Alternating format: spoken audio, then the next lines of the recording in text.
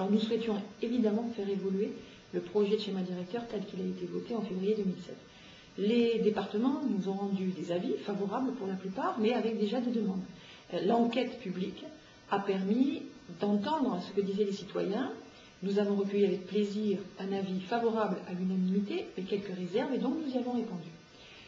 Avec l'État, le travail s'est fait très bien jusqu'au mois d'avril 2008, j'y reviendrai. Ça nous a amené à établir un certain nombre d'évolutions et de compromis. D'abord avec l'État.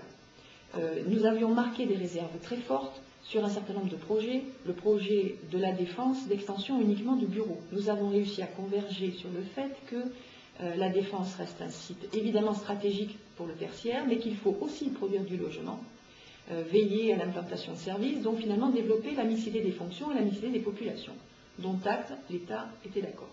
Sur les infrastructures routières, un certain nombre d'autoroutes, pour dire les choses clairement, que nous ne voulions pas, ont fait l'objet, là encore, d'un accord, l'État reconnaissant qu'elles n'étaient pas prêtes, donc on réserve à plus tard la possibilité de les réaliser.